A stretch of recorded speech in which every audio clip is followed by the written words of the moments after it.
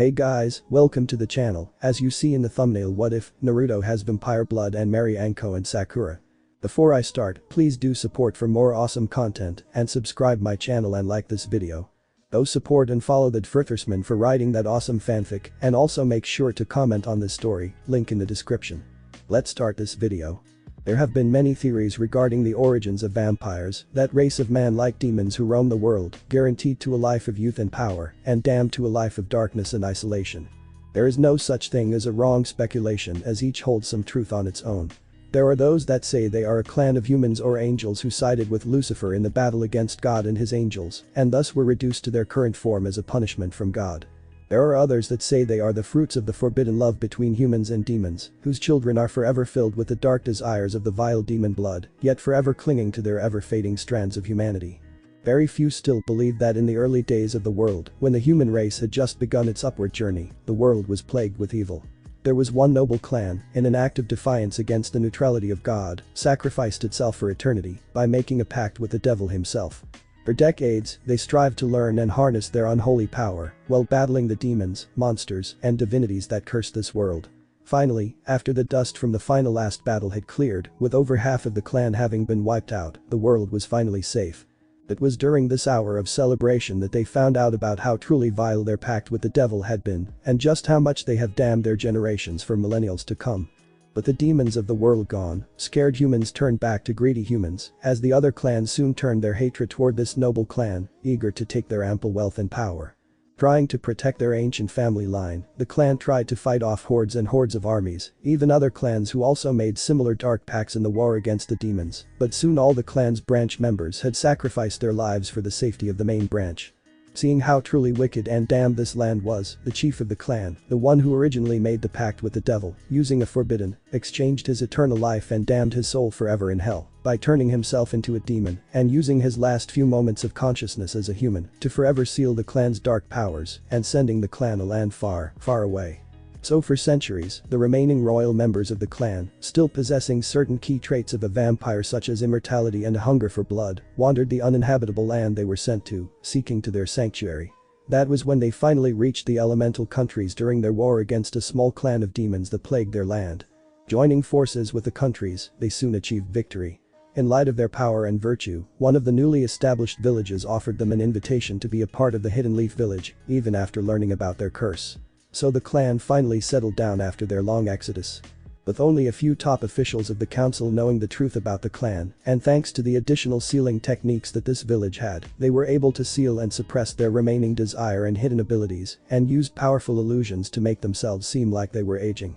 As time passed, and their blood mixed with those of other clans, their blood began to slowly reverse back to their original form.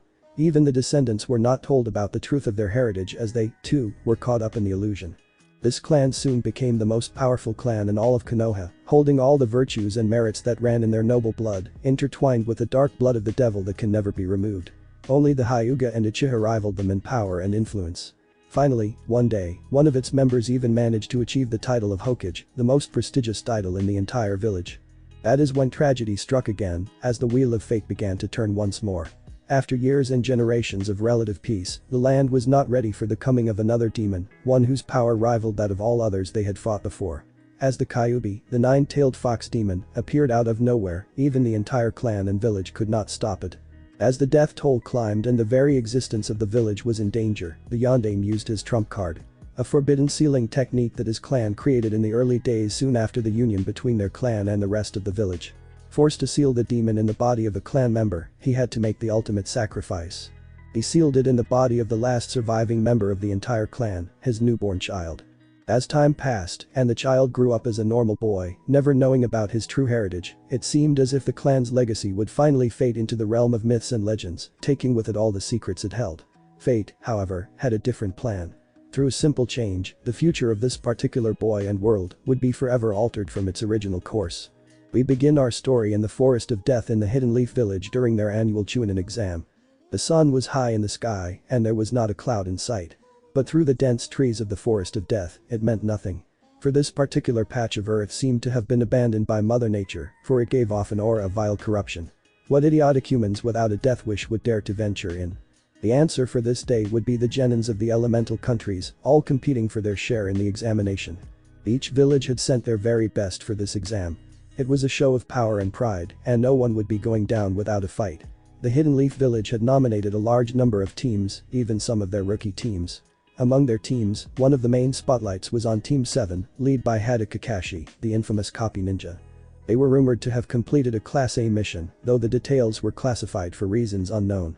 The star of the team would be Uchiha Sasuke, the #1 rookie in the village and the last surviving member of the Uchiha clan. He is always to be trailed by Haruno Sakura, a pink-haired girl that still has not matured enough to let go of a teenage crush. However, after the recent classified mission in the water country, people around her have noticed her behavior has been much improved. Now the last, but not the least, member is the ever loud and surprising Uzumaki Naruto, a true diamond in the rough. Ever since the battle with the Demon of the Mist, he has been having nightmares. In one word, they were terrifying. Depictions and images of wars, battles, massacres, murders, and suicides each crept their way into his mind on certain nights, bitter memories of his childhood on other nights, and rare images of people and places he had never seen before in the remaining nights. He has always been an energetic boy, so the lack of sleep never showed much, but he didn't know how long he could keep the charade up. He tried to remember the details in these nightmares, but whenever he tried he would get a splitting headache, his back muscle would hurt, and his body would feel like it was on fire. He didn't want to bother Iruka-sensei, the Hokage or Kakashi-sensei with his problems, especially during this busy season. He did not want to turn to just anyone, for if rumors got out about this, well, let's just say he was enough of an outcast already in this village. So since he didn't have anyone else to turn to, he just had to try and ignore them and hope they would fade with time. No one noticed his change in attitude, except he was less vibrant and spontaneous now, but most others thought it was simply a case of him finally maturing. The only big change in him was that ramen can no longer satisfy him anymore. After he had come back from the mission, he grew sick just from the smell of ramen, which horrified him and the shopkeepers beyond recognition. They even began offering free samples and 2-for-1 deals to him, but still it didn't work. He found that he had taken a liking to meat and that he liked them cooked as rarely as possible. He would have gone to a doctor, but he disliked how the doctors and nurses at the hospital treated him as if he had leprosy. On the plus side, he seems to be getting better, though ramen still doesn't seem nearly as addictive as before, he can now tolerate it. But in the short span of time he wasn't eating ramen, 2 shops already went bankrupt and changed their businesses to steakhouse and sukiyaki. Oh, stop daydreaming and pay attention. That would be the ever-so-sensitive Sasuke, causing Naruto to snap out of his train of thoughts. Mumbling under his breath, Naruto put his worries on the side and listened. So come and get your scrolls now. We will begin soon after. That will be all. Naruto faulted. Oh crap, just when I was planning on surprising Sakura-chan with my maturity and new sense of responsibility, this had to happen. I just gotta try to make my way through this and hope to dear God that Sasuke doesn't notice. And as luck would have it, Sasuke, thanks to his calm and detached nature, was an unusually observant person. He smirked and asked Naruto, so you got all the instructions right? Oh of course, what do you think I am, an idiot?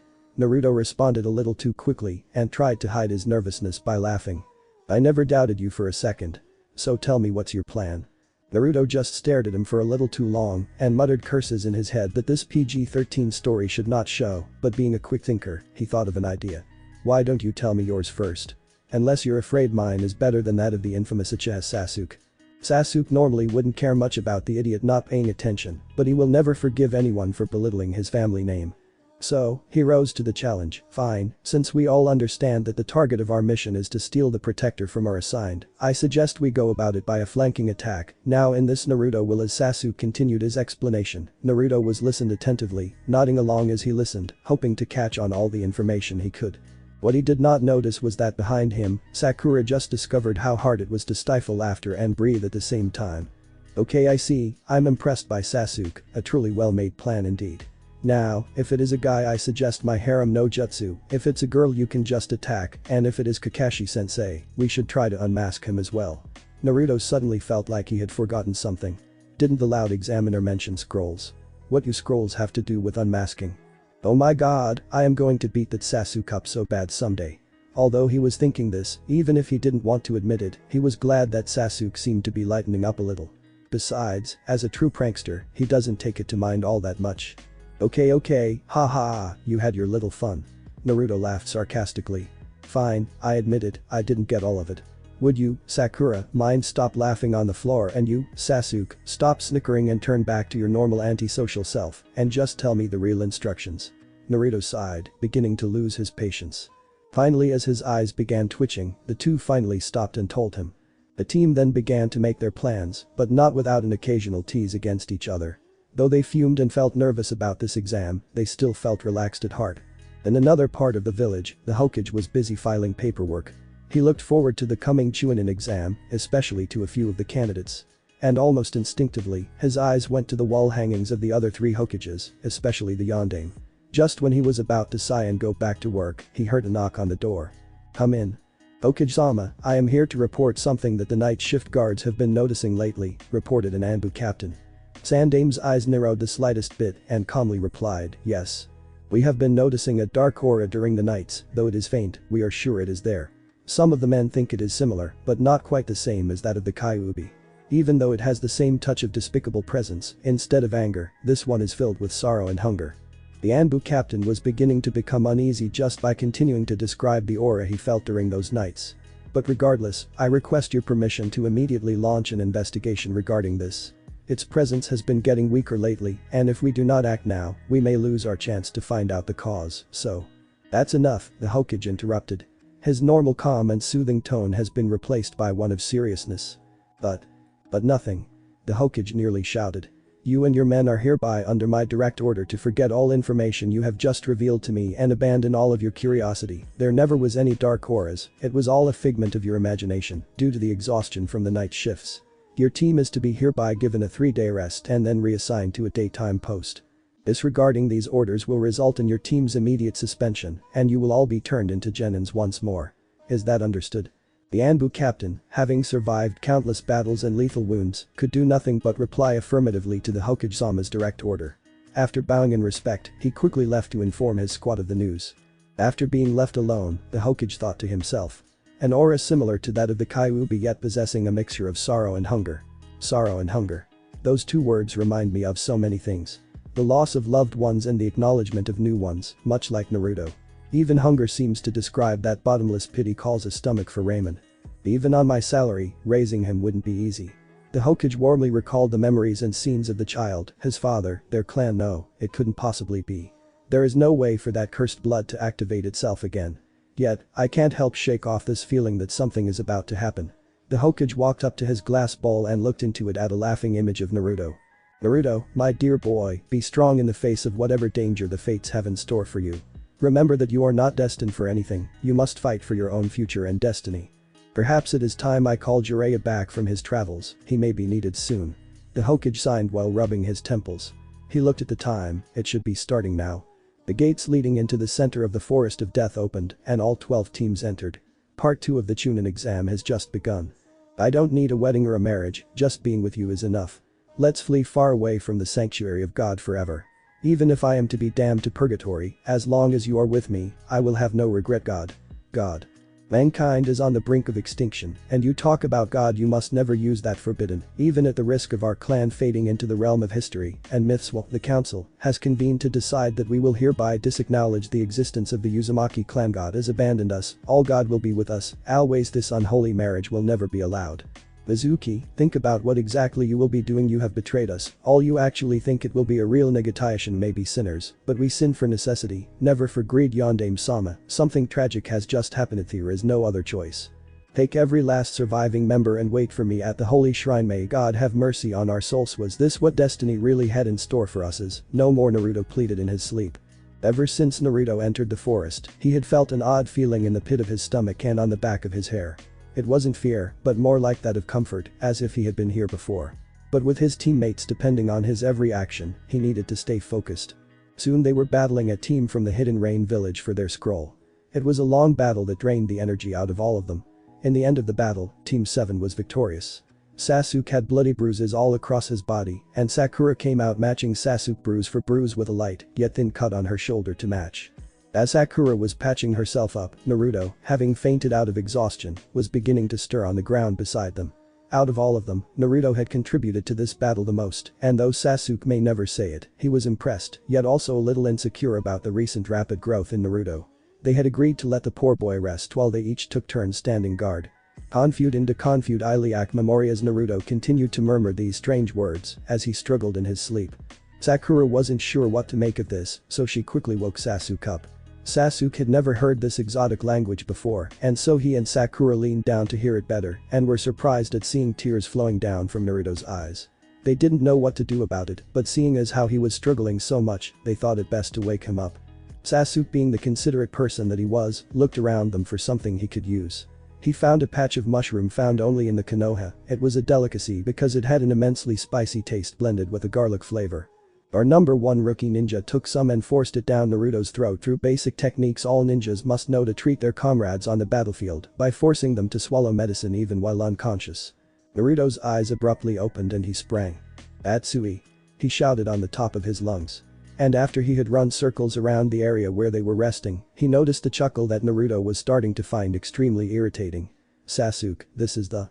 Suddenly, a wave of nausea overcame his entire body as he collapsed to his knees. He felt his body heat up and sweat collecting on his forehead. He quickly noticed a disgusting scent in his mouth. As he threw it all up from his system, he immediately recognized what it was. Because of the popularity and abundance of this species of mushroom, almost all ramen shops in Konoha add just a little bit to their dishes to bring out the flavor. But years of eating ramen full of this stuff had done nothing to him. He even ate a bowl with an extra amount of this mushroom for flavoring just yesterday. Why was it bothering him so much now? As he noticed the worried stare of Sakura and, he could have sworn, of Sasuke, he decided to let it go for now. "We just got our scroll, we'd better hurry to the tower before some other team attacks us. I believe I just lied to them about this, it's probably just an upset stomach or something. I have to make a mental note to myself to get Sasuke back for that. Hey, he has never been defeated by the harem no jutsu. I think we can finally find out if Sasuke really is a closet pervert at heart. That was nothing, don't worry about it, just an upset stomach from eating too much ramen." Naruto laughed sheepishly, rubbing the back of his head. In the face of such a stupid lie that only Uzumaki Naruto can make, the two others felt at least better he was returning to his normal self, yet they made a mental note to keep an eye on him. Sasuke was the first to get back to the business at hand. "Okay, let's make our way to the tower. If we don't get into any fights, we should be there in 2 hours without rest. I suggest we travel to 1 click from the tower and then slow down in order to..." Out of nowhere, a giant snake appeared behind Naruto and swallowed him whole before quickly vanishing. Just as Sasuke and Sakura recovered from their initial shock, they felt the hairs on the back of their necks stand up and sensed an aura that brought up images of blood and death in their minds. As they halted in their step and turned around, they noticed a pale-faced, long-haired man standing not too far away, with the most wicked grin plastered on his snake-like face. "Ichiha Sasuke, I presume. You can call me Orochimaru, but you can just call me Orochi. I'm quite infamous in the village." You know, the man spoke with such a creepy voice that it took Sakura a lot of effort just to keep herself from shuddering at its sound. "I have waited a long time to meet you, please accept this gift from me." Just then, he narrowed his dark eyes and gave out his killing intent to the 2 young genins. Sasuke and Sakura froze in their step. As they were reading themselves to get out of the way of whatever the dangerous-looking man seemed to have been preparing for them, they had no idea what they were about to experience. Sakura had heard about this from her father, but the actual experience was nothing like what she imagined. The blood, the pain, the anger, and the urges, they were overwhelming to her senses. She would have thrown up from utter disgust if her body hadn't stopped responding to her commands. "What is happening? I'm not ready for this. Someone help me." Sasuke-kun, Naruto, Sakura's mind screamed. "What the hell is this? This guy is on a whole nother level. We gotta get out of here. I don't want to die yet. Got to get out of her. Move. Damn it, move. For the love of God, move." Sasuke screamed to himself. As they saw out of the corner of their eyes, the man slithering toward them, they were running out of options. A giant snake suddenly appeared behind the man and rushed toward the 2 genins. Sasuke, out of desperation, used his remaining ounce of willpower and stabbed himself in the leg with the kunai and hurled himself at Sakura, trying to push themselves out of the way of the snake. But the kunai-embedded leg slowed him down dramatically and he knew they weren't going to make it. And he still has not recovered enough to use any ninjutsu to save them. As they saw the snake bearing down on them at an angle, ready to crush them, they could do nothing but close their eyes and pray for something, anything to save them. Page Bunshin no Justu. As the snake's upper half exploded in a shower, Naruto's, Sasuke and Sakura watched this awe, feeling a sense of relief flowing within them. But their victory was cut short as 2 other snakes soon launched themselves at the team. With each snake going after each boy, just as Sakura was about to go help one of them, she felt a sharp pain on her shoulder blades and promptly collapsed to the ground. I can't have you intervening with my plans for your beloved Sasuke-kun, but don't worry, I may have uses for you later in bringing him under my control. Orochimaru smirked and headed towards Sasuke. This one's much faster than the last one. Naruto thought as he led the snake to the trap his Bunshin should be just about finished in creating.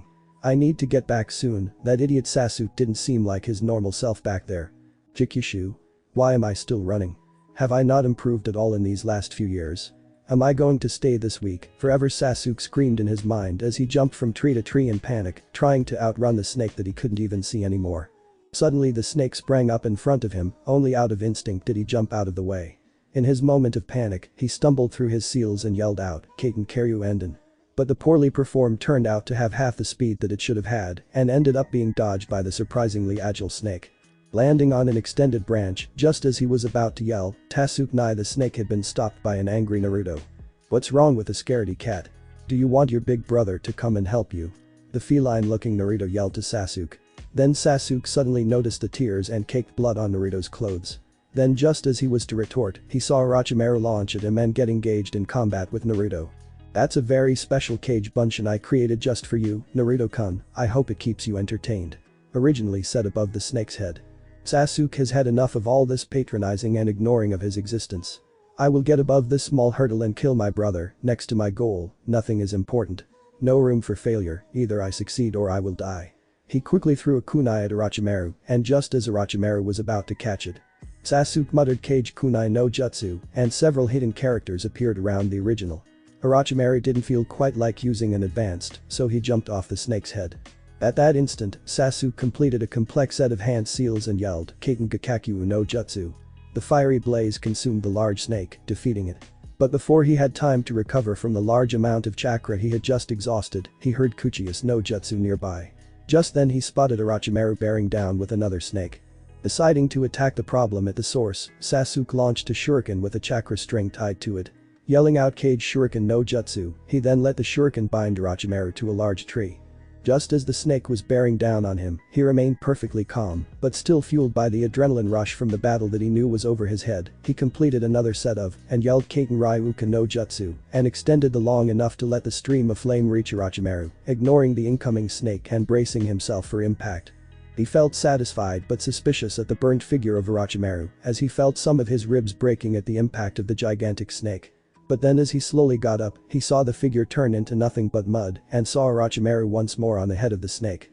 "Very nice, my dear boy, but I'm afraid the time for fun and games is over." Orochimaru smirked and made a few seals with a single hand, Kanashibari no Jutsu. Sasuke felt himself unable to move at all. It was unlike the killing intent because this time he couldn't even move a single finger. Orochimaru then quickly gave Sasuke his real present, the grand finale, the cursed seal. Sasuke suddenly felt a burning sensation on his neck that quickly spread to the rest of his body and promptly fainted. As Orochimaru smiled at his little handiwork, he suddenly stiffened and felt that something was coming. Suddenly 24 Naruto came throwing and kicking Orochimaru. Still feeling the strain from giving the seal, a single kick landed on his face. "Damn, this kid is annoying. Who would have thought the Kyuubi's vessel is able to use some of its power, this can turn into a potential threat.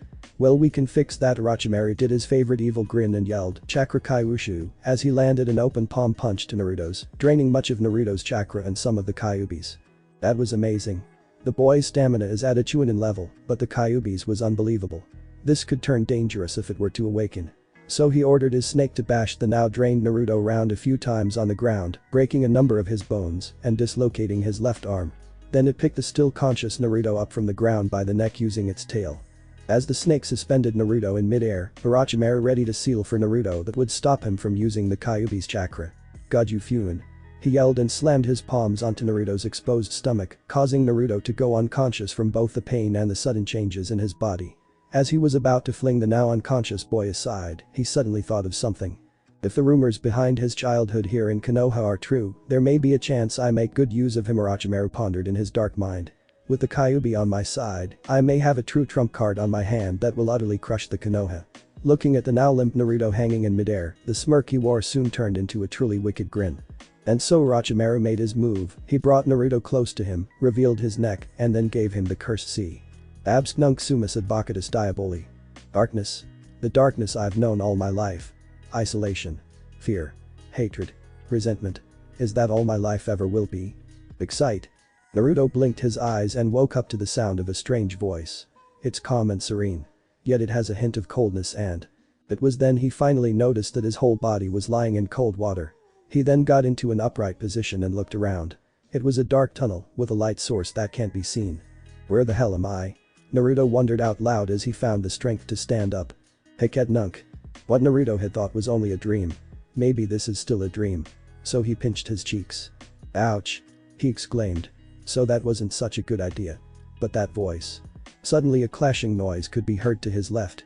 Naruto turned around only to find the way blocked by a circular crested seal that looks a lot like Sasuke's Sharingan. He walked even closer and noticed the water became pitch black. As he got next to the object, he could hear something resembling a battle, but without any sound of metal or shouting. And as soon as it had begun, the sounds faded away. Exceed. There's that voice again. That same deep, sorrowful voice. That beautiful whisper. It makes the heart tremble and the soul relaxed. It's a voice that I feel I've heard before. Maybe in another lifetime. Naruto thought as he turned right and saw in the distance an opening in the tunnel. It had a blue color.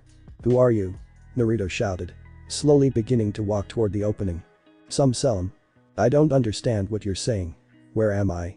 Naruto shouted once again. As he got closer to the opening, he noticed a hint of red beginning to swirl with a blue, as if in battle with one another. The Dolorosa. Stop talking like that. What is this place? Naruto shouted in frustration. Now the red is beginning to overwhelm the blue. In the midst of the struggle, Naruto also noticed that the water had become a darkish red and the water level had risen to his knee. Nostrum carcerum. I don't understand. What are you saying? Why am I here? Naruto was beginning to lose his temper. The water had risen to his thighs now, and just as he noticed that all traces of blue had disappeared, the smell came. He was no stranger to the smell. No ninja will ever be. It was blood. That thick metallic taste. What the hell is this? Mens rea. The stench that made him want to throw up had disappeared, instead, in its wake, left a feeling deep in him. It was hard to describe. It was a feeling of nostalgia. Naruto closed his eyes and relished the smell around him. This must be what catnip is like to cats. Naruto thought in the recesses of his mind that was still free to think. Then all at once, he noticed that the smell was gone again. And in him, it left a hunger. For what, he did not know. But it was strong, much stronger than his hunger for ramen. He opened his eyes only to find that he had just left the tunnel and was now surrounded by a space of different varieties of red. I see the blood is still part of you. As the voice spoke, the swirling red colors pulsated to every tone and syllable. Hey, I can understand you now. Naruto exclaimed. Suddenly his head hurt, all these things happening to him was giving him a headache. I wish you didn't. The voice sighed, and the red colors paled as if in agreement. What do you mean? But first, where am I? And who are you? Naruto managed to say as his headache got worse. The pain on his temple was starting to make his thought process difficult. Who I am is not important. We shall meet again, but until then I have a single advice for you, you are not who you think you are. Ignis mihi, my lost lamb. Naruto suddenly felt an unbearable pain on his back. It felt like someone was ripping his back muscles off. After what seemed like an eternity, the pain stopped and before he had a chance to examine his wound, he noticed something was wrong. The space soon began to tremble and Naruto soon noticed the water coming back. Then he noticed blue returning to the space and soon the space was swirling with blue instead. Wait. Don't go. What is this? What have you done to me? Naruto shouted as he finally saw that the water was blood and instead of a river, it was now an entire sea of it. A thick sea of blood as far as the eyes can see, the texture battled against a serene color of blue. It was as if he was between heaven and hell. Suddenly, the disgusting stench came back and before Naruto even had time to shout for help, the water level had risen above his mouth, over his head. He tried to swim upward, but no matter how hard he tried, he couldn't get to the surface. He soon felt himself low on air, yet no matter how hard he struggled, there was no end to the sea of blood. As he began to lose consciousness, he heard the distant sound of battle. Stop. Naruto heard that shout in the distance. Huh? Was that Sakura? Naruto thought as he began to start the processing of waking himself. As he went to rub his eyes, a sudden pain in his temple made him remember, was that all a dream? He could hear words in the distance. There was Sakura, Sasuke, and someone he didn't know speaking. The headache was still making it hard for him to think of anything. Suddenly there was a pain on one of his legs. That hurts. Naruto shouted and opened his eyes to find Ino had accidentally stepped over him. Nearby, Shikamaru and Choji noticed the loud-mouthed ninja. Just as Ino began to say, Naruto, where have you been all this? She and the others nearby froze when they saw Naruto's eyes. It wasn't a gentle blue anymore, instead it was a dark, menacing red. Naruto didn't even notice the gaping jaws of the three, as his headache was really making it hard for him to do anything. Then suddenly, as fast as it came, it resided. As the three watched Naruto blink, suddenly the reddish orbs were gone and the gentle innocent blue was back. Was I hallucinating just now? They all thought together. Naruto, glad that the headache was gone, was going to shout once more when he noticed the confused look on the three genins in front of him. "What's wrong, Mina?" Naruto asked nervously at the gaping stares from the three. The other genins in the area soon took their eyes off Sasuke and onto Naruto, curious at the looks of utter confusion on the three genins near him. As they approached, Naruto began to stand up.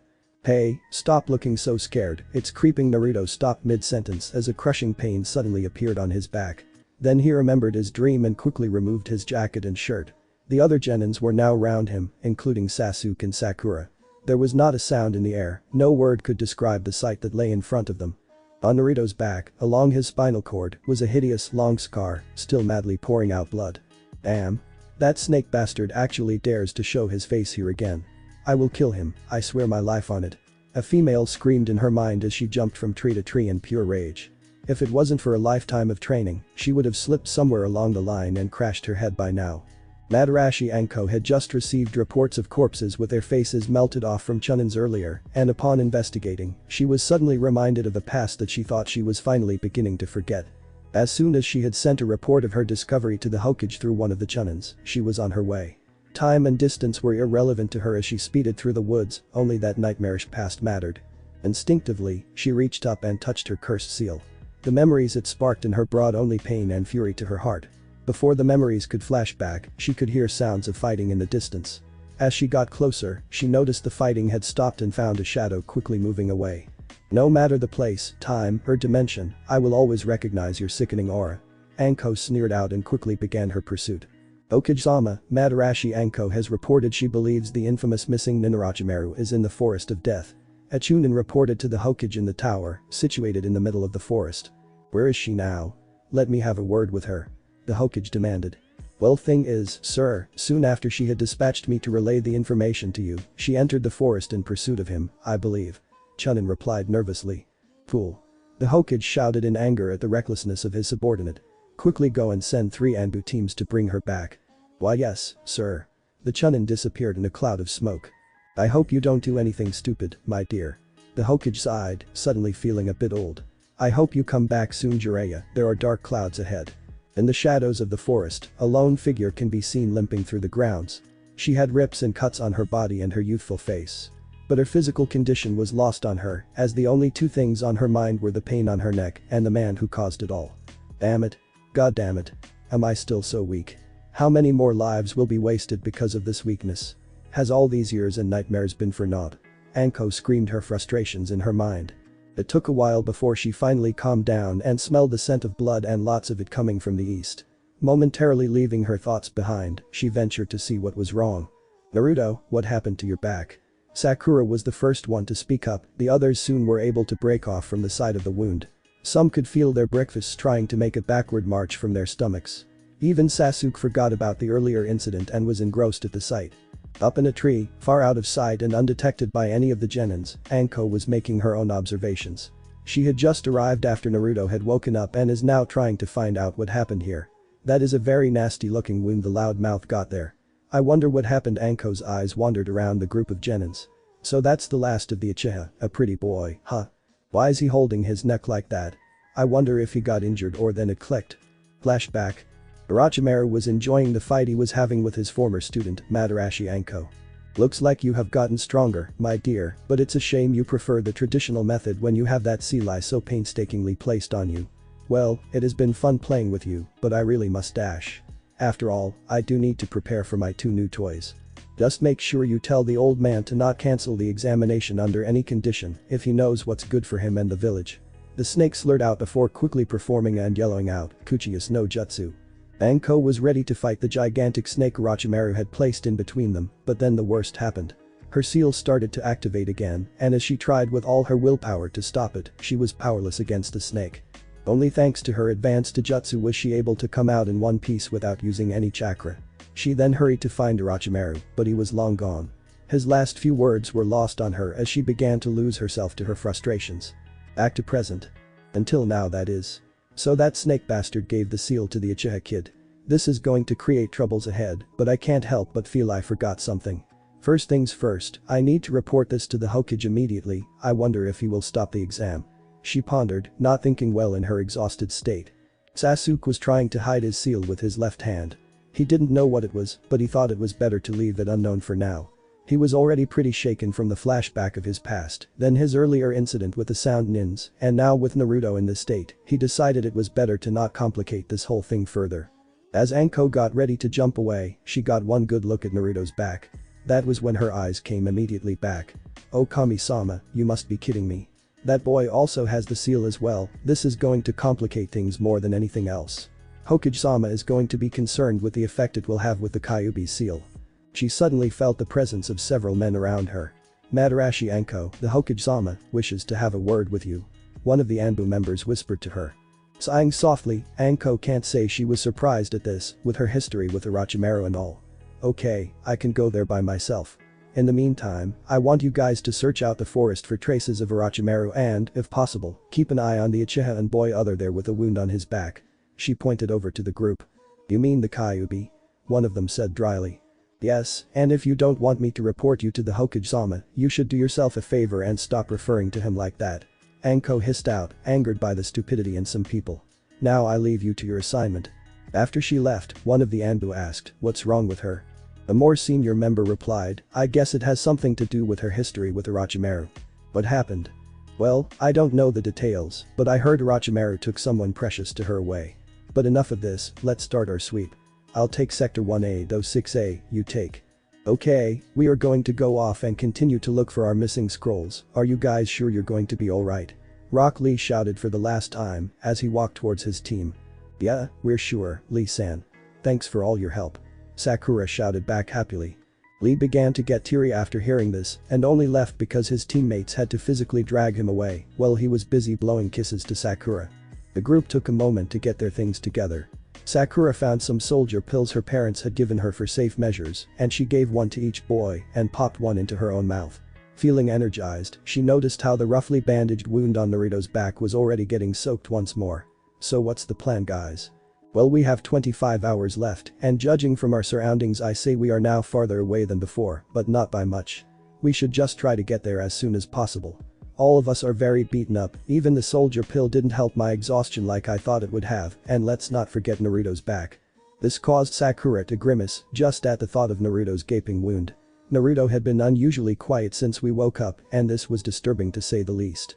Since as much as he got in the way between her and Sasuke-kun's because of his loudness, she must relent and admit that she was getting used to it. And now looking at him looking so quiet, it's just too unnerving. "Okay, so let's just try to make it to the tower as soon as." "Ahhh. Sakura-chan, your hair got shorter," Naruto shouted out of nowhere. The stunned teammates soon recovered from their fast faults, and as one of them began berating Naruto on his lack of sensibility, the other merely shook his head and uttered, "Idiot," under his breath. But both genins actually signed out of relief under their breath, thankful that Naruto was apparently back to normal. Then a voice came out from behind them, "You're the same as ever, Naruto-kun." It was Kabuto, the genin who has tried to take the exam over half a dozen times and still managed to fail each time. When he suggested he come along and help the three, Sasuke obviously was suspicious of him enough to refuse, while Naruto and Sakura, being the naive ones, were ready to befriend the stranger. Sasuke, in the end, had no choice but to relent, making a mental note to keep watch of the guy at all times. As they agreed to travel at a slow pace to both avoid dangerous traps and to conserve their strengths, Naruto used the time to go back to his dream. It was a strange dream.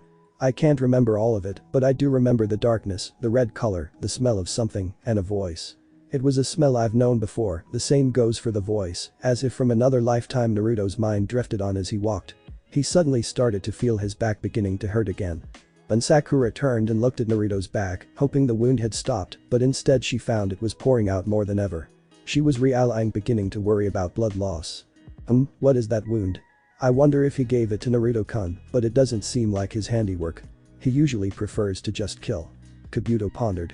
"Hey Naruto-kun, what happened to your back? It looks serious." He ventured, hoping for some answers. "He sure is a curious one, isn't he?" Sasuke smirked mentally. "Oh, it was from the battle with some sand nins, probably nothing to worry about, I get wounds like that all the time." Naruto replied as cheerfully as he could. A lie, huh? I was watching the fight, you were asleep the whole time. Well, better not press an issue and blow my cover. Well, if you say so. Kabuto was cut short by the sound of a kunai flying in midair. They found themselves in an unusually dark part of the forest, surrounded by vines and the sound of arrogant laughter. Iruka shouted in protest, "Why are you going to my place?" "Well, it's not like I want to go, my plan for the evening was a quiet night at home, reading a book by the fireplace," Kakashi said in his defense, but he couldn't help let some of his face color at the thought of the book he was planning to read for the night. "I was really looking forward to the new volume." Iruka gave up, "Fine, but please do me a favor and give me regard to the team, especially Naruto." "Sure thing," Kakashi answered and left, it was getting too hard to control his giggling. "Page Bunshin no Jutsu." Naruto shouted for what seemed like the millionth time. The fight had been going on for hours, and the four genins were quickly losing their stamina. The style of fighting their enemies have taken was irritating to say the least, though they all thought it was cowardly, they also knew that in battle, the end justifies the means. Sasuke was the calmest in his team, and even he was getting impatient. As he watched a group of Naruto attack another swarm of the fake ninjas, he got an idea in his head. He needed someone's help, and since Naruto was tied up and Sakura was too tired to do it, he had to turn to Kabuto for help. After giving him his plan, they set it in action. As Naruto prepared another group of clones, Kabuto joined him with the extra scroll the team had gotten from the sound nins in his pant leg. As they battled, Sasuke tried to suppress the sharp pains in his neck and activated his Sharingan. As Kabuto had just sliced through another fake clone, a dagger came out of the ground. That was when Sasuke launched himself at the appearing enemy. Though he came with a killing intent, he couldn't hold his concentration anymore and only managed to embed a single kunai on the ninja's hand, drawing out a trail of blood. Naruto was getting tired from all this use of his chakra. He was beginning to feel dizzy and wobbly but continued his fighting.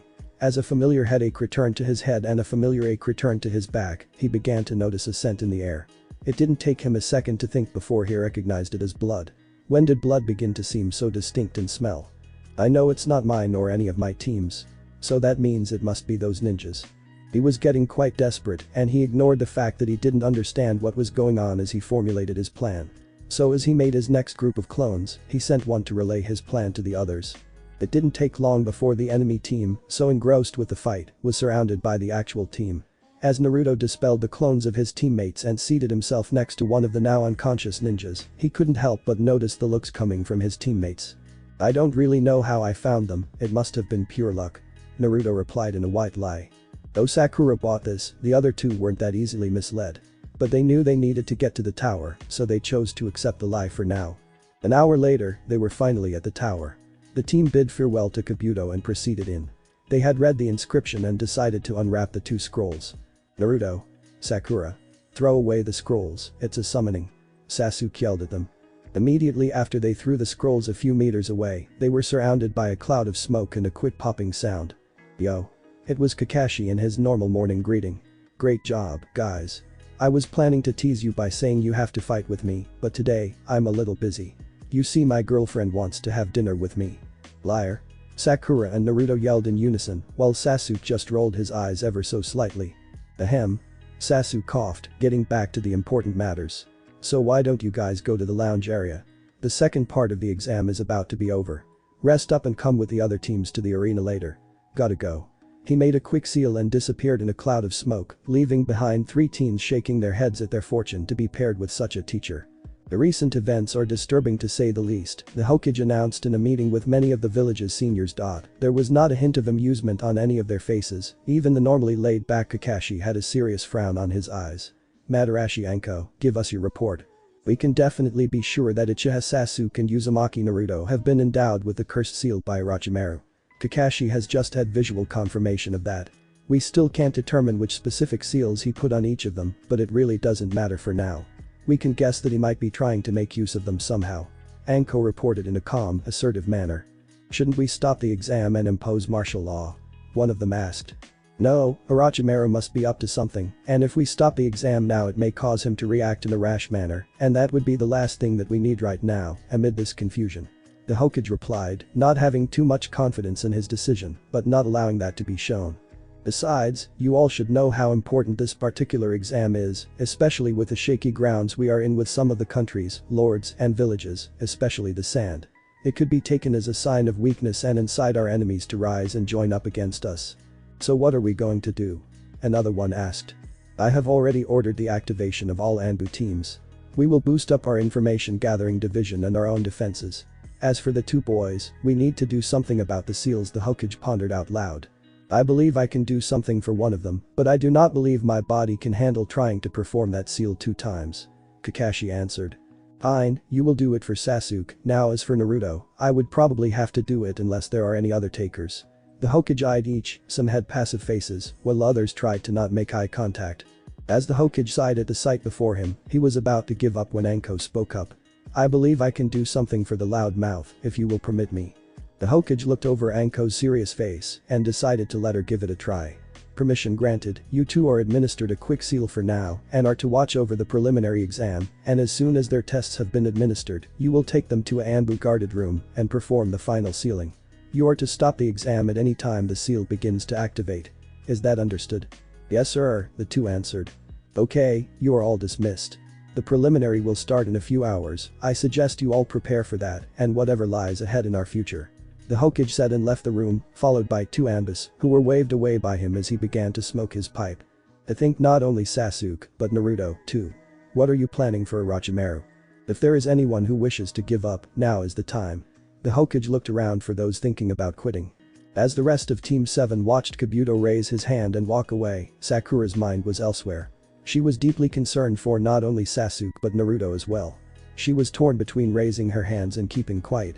Soon after going into the lounge area, each of the genin had pulled her aside and sworn her to secrecy about the seal. But right now, standing behind Naruto, her mind was really beginning to waver. After the fight, the scar had stopped bleeding and seemed to be just fine. Naruto had made her promise to not report the scar to any official, nor talk to anyone about the seal. It was a strange sight for her to see Naruto so serious. The last time was during the mission at the Wave Country.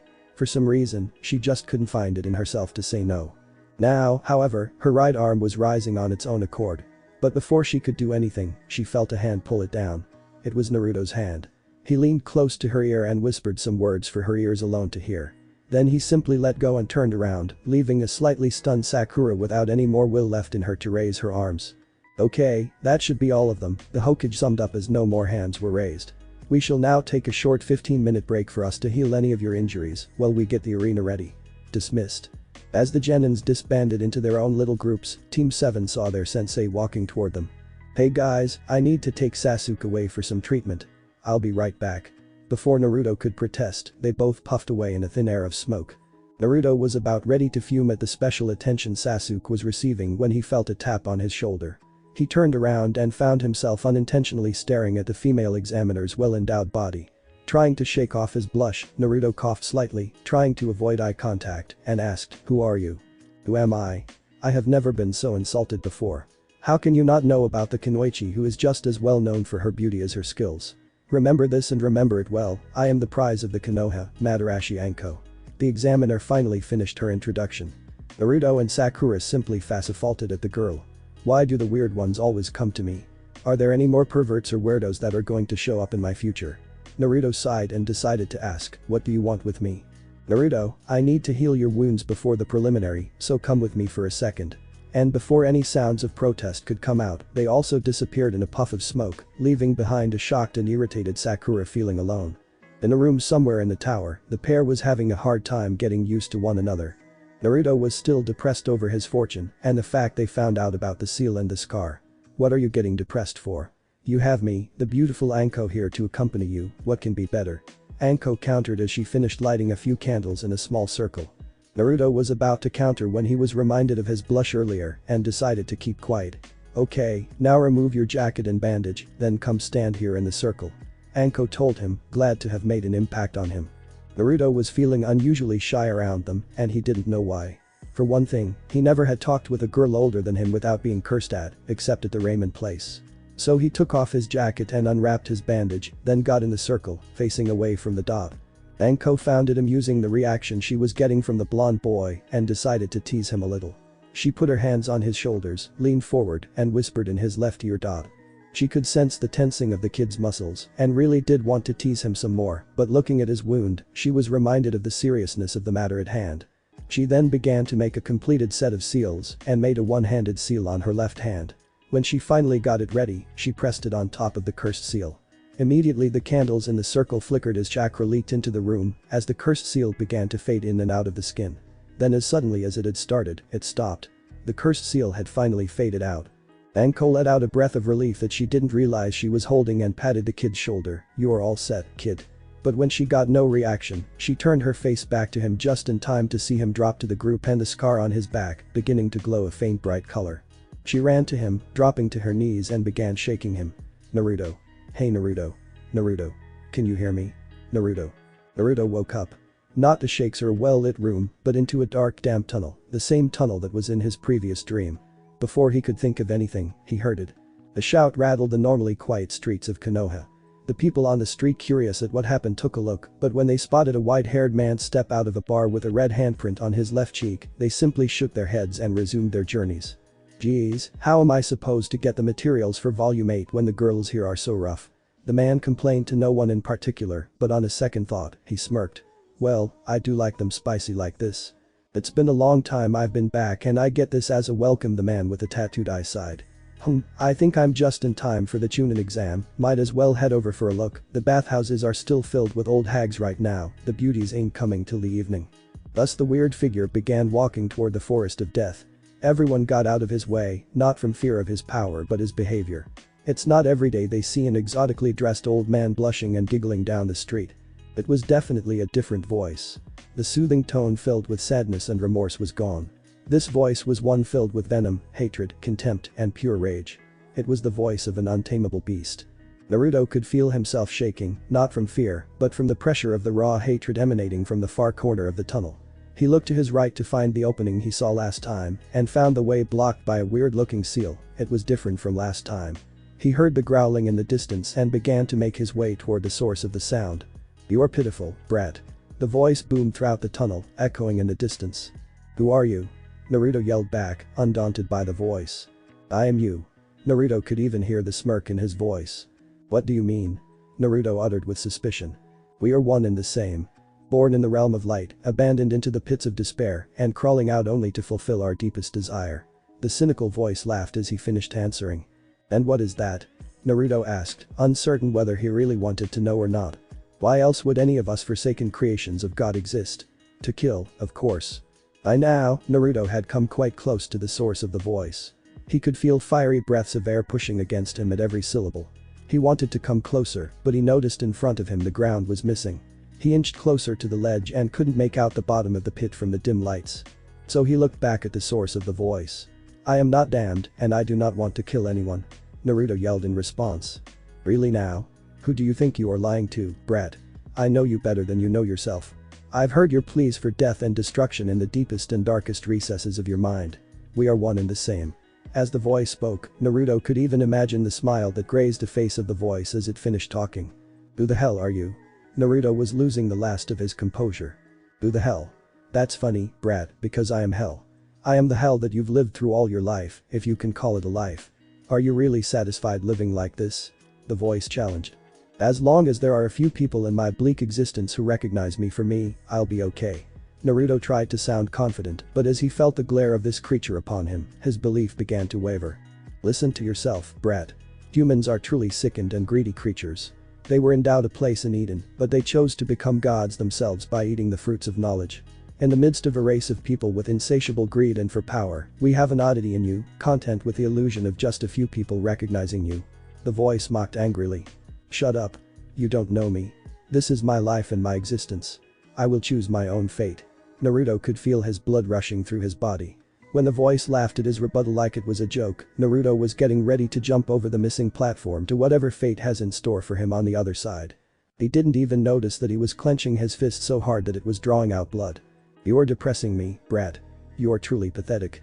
So I leave you with this single punishment. I will allow you to live as you have been, and we'll see just how well your plan is going to work out. I want to see the look on your face when the people, whom you hang on to so dearly, betray you." The voice began to fade away and the tunnel began to darken. "Who the hell are you?" Naruto screamed back, finding nothing else to say. "You'll find out, brat. I'll be watching you till then." The voice was barely above a whisper. When the lights had finally dimmed out, Naruto found the ground below him collapsing and threw himself behind, onto what he hoped was solid ground. Anko had given up trying to wake Naruto up. She was relieved when she found out he was just sleeping peacefully on the floor. She used her arms to carry the boy to the nearby bed and laid him on his stomach to examine his wound. It's a stranger scar. It doesn't seem to have been made by any weaponer I've ever heard of. The cut is deep, rough yet clean. I do not sense any evidence of damaged tissue. It's as if none of the cells are broken, simply divided along this line. Maybe that's why I don't see evidence of blood clots forming on the surface of the wound, but that doesn't explain how he got it. According to Kakashi's classified report that she had read shortly after the meeting with the Hokage, she thought such a wound should have at least started to patch itself up with the Kyuubi's powers.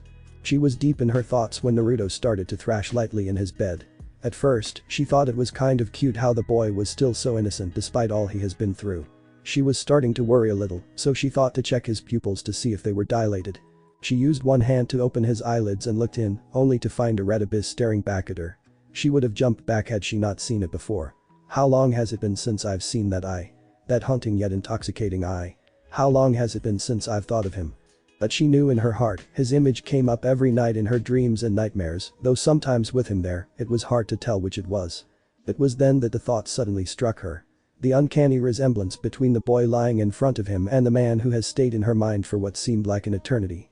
It was the attitude, the personality, the face, the hair color, and, most of all, the eye. But it couldn't be, could it?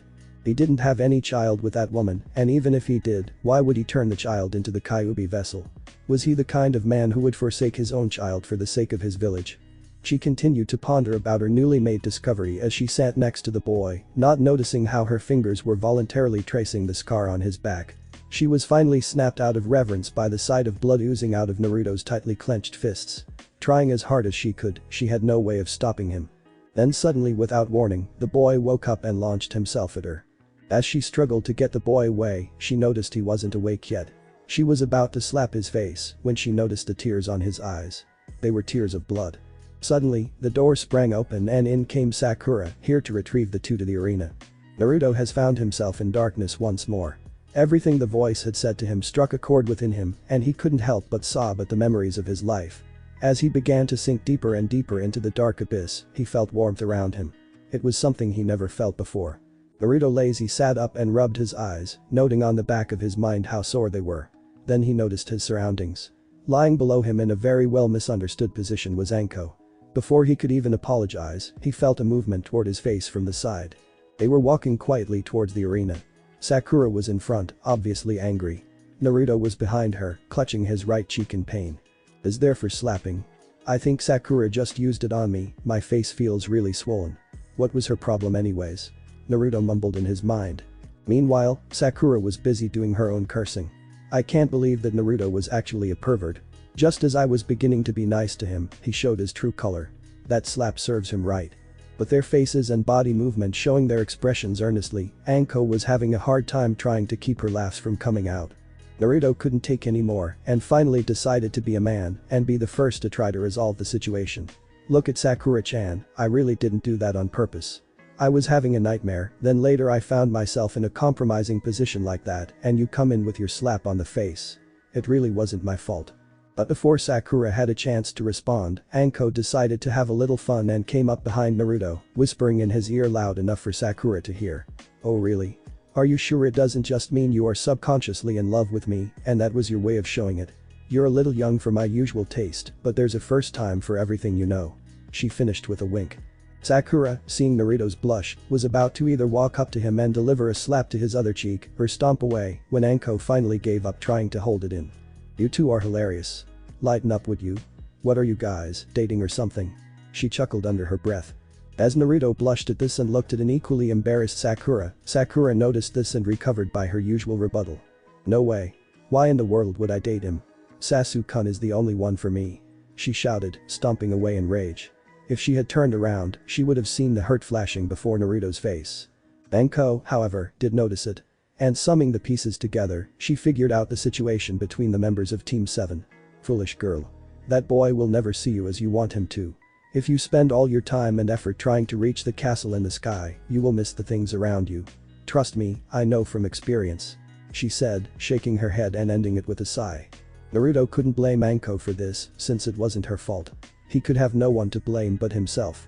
So he put on his classic "I'm Naruto I'm always fine" grin and started walking to the arena again.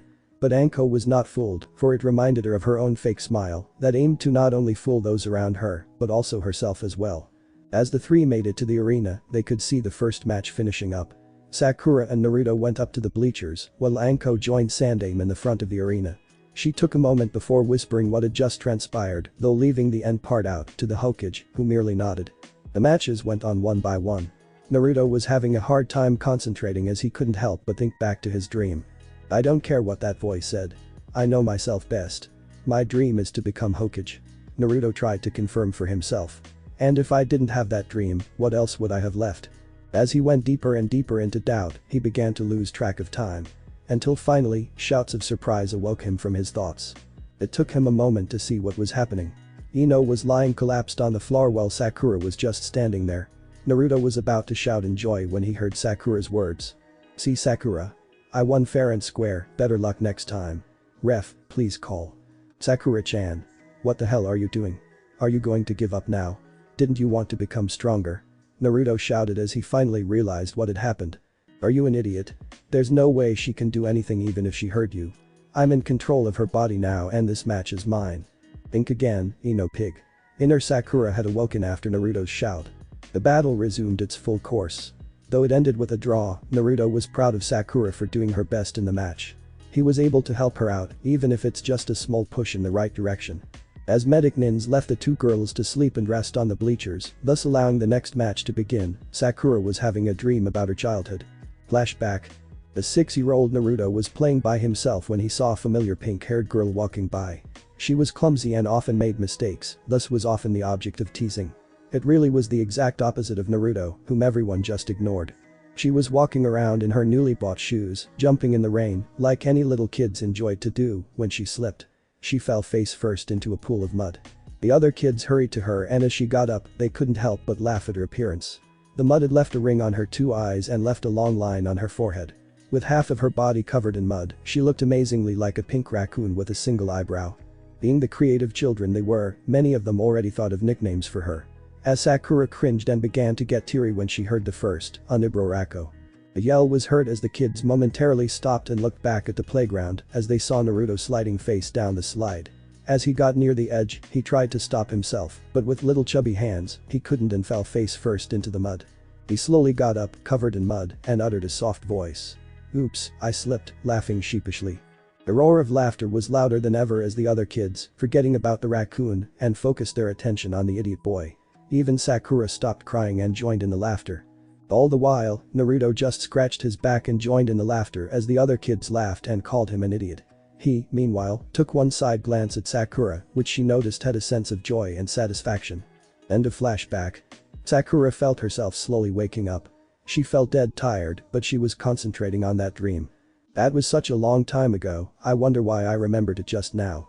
I can't believe Naruto actually covered for me. If he didn't, that nickname would have stuck with me forever, and I'm sure that Ino Pig would have used it by now. I don't know if he remembers, but I really better thank him for it later on." She was snapped out of her thoughts and jolted wide awake when she heard the next match was up. She opened her eyes, scanned her surroundings and found the board. It read, Uzumaki Naruto vs Inuzuka Kiba. The two fighters came down to the arena and looked over each other. Kiba always had very little opinion of Naruto, he simply saw him as a worry-free prankster. He figured the only reason why he had it so far in the exam was thanks to his teammate, the rookie genius, Uchiha Sasuke. He felt lucky that he was to be paired against someone whose nickname is actually dead last. Sensing an easy victory, he thought he'd taunt his opponent a little, just for the hell of it. "To think, of all the people I could fight, it had to be dead last," Kiba shouted arrogantly. Naruto would have normally lost it by just that, but right now, he had a headache. He has felt a dulling sensation ever since he left the infirmary in that awkward manner, and instead of going away, it simply got stronger. It didn't feel like any sort of headache he has ever felt before. Rather than a sense of pain, he felt as if someone was wrapping a blanket around his head. He could barely make out the words coming from Kiba's mouth. "Have got your tongue, dead last." Kiba was beginning to get annoyed at the lack of an outburst from the normally loud-mouthed boy. Meanwhile, everyone else in the arena was making their own predictions as to the match. "I don't quite know the full capabilities of this boy, but if Kiba fights fully and seriously, he should have no problem," Kurenai concluded with confidence. "What the hell is Naruto doing? Inner Sakura was screaming as Sakura watched a match with worry. Start insulting the dog boy. She still had trouble remembering names of any other boy other than Sasuke. Hiba-kun, you really should stop hurting Naruto-kun's feelings like that. Hinata was watching with worry and confusion, trying to decide whether to support her friend and teammate or her crush. Uzumaki Naruto, huh? I wonder what fate holds for you. Niji thought. Show me what you can do, kid. Anko thought with a smirk, then frowned, why are you so quiet all of a sudden? What was that thing on his back a while back? Shikamaru furrowed his eyebrows and crossed his arms to contemplate, however, no feasible answer came to mind, so he sighed and went with his signature remark. This is so troublesome. He was not the only one to remember the sight some of the people in this arena had seen earlier.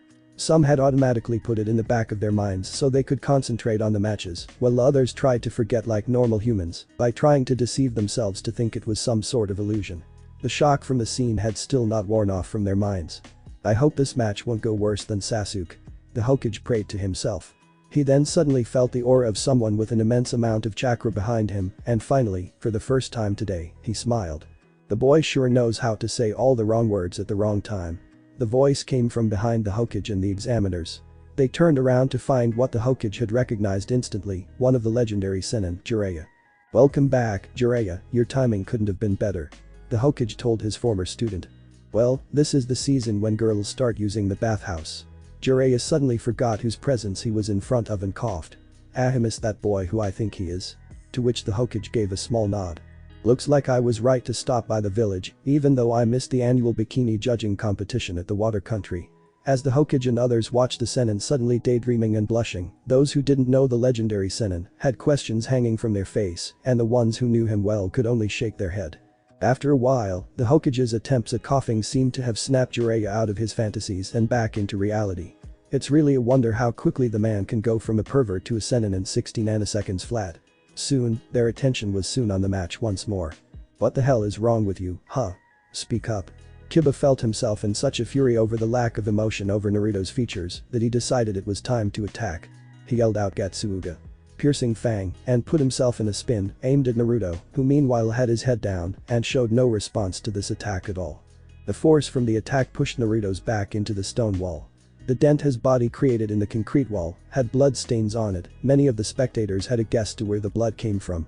For a while he showed no sign of trying to get up, so Kiba assumed with the evidence of the blood that this was it.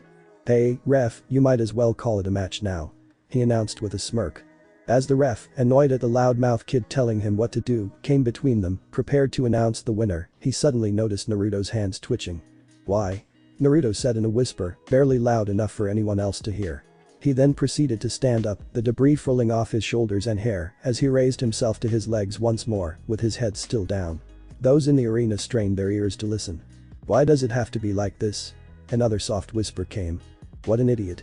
Kiba, angered more so by the way Naruto shrugged off his best solo piercing fang attack than by his attitude at the minute. So he got ready for his favorite style of attack. Giving a small nod to his canine companion, Akamaru, he made a quick seal and called out, Juujuen Bunshin no Jutsu. Beast human form no Jutsu. Even with two Kibas now on the field, Naruto still showed no sign of any emotion at all. Be patient, Kiba, don't let your frustrations control you. Kurenai was now trying her hands on telepathy. She was truly frustrated by how quickly Kiba had started using this move. I hope Naruto is behaving this way on purpose. Many others were having similar thoughts as the Hokage as they watched the canine pair continue to attack relentlessly at Naruto. What the hell is the kid doing? It can't be the seal, I can clearly see that it has not been activated yet. Anko found herself worrying about the genin she had not even known existed 12 hours ago. Sakura was trying to worry about Naruto, but found herself torn between her worry for him and Sasuke. Even when she finally decided to just worry about the teammate that she might actually help a little with, she found herself at a loss as to what words of encouragement she could utter. The only person I've ever cheered for and supported has been Sasuke-kun. Gosh, even the bad first impression Lee-sen got more support from me than I ever showed Naruto. It'll be weird if I suddenly do it now, so maybe it's better if I just support him spiritually. And for the first time ever, inner Sakura glared at herself. As the battle went on, the confusion and looks of worry on some of the faces couldn't be hidden any longer. Whenever the spectators got a clear look at Naruto before Kiba proceeded to attack again, the favorite orange jumpsuit on his body would be shredded a little more, and a little bit more bruises would show up on his body. Yet he would get up again and again, every once in a while whispering some more. The repetitions of these full-fledged attacks was even tiring Kiba and his little companion out by now. Some were beginning to wonder if Naruto had fallen unconscious by now and was only getting up through sheer willpower. None of them knew how close to the truth they were as Naruto fell on his hands and knees, still with his head down. Naruto no longer heard any of the insults or felt any of the attacks of Kiba anymore. All he truly took notice of was the fact that, as usual, not a single voice spoke out in his defense, nor a single soul came out to his aid. This has always been his life. Flashback. The 5-year-old Naruto is timidly walking down the street when he notices a young couple in front of him dropping a wallet. Seeing a chance to do a good deed, he picks it up and runs toward the young couple. He lightly taps them, puts on his best smile, and holds out the wallet.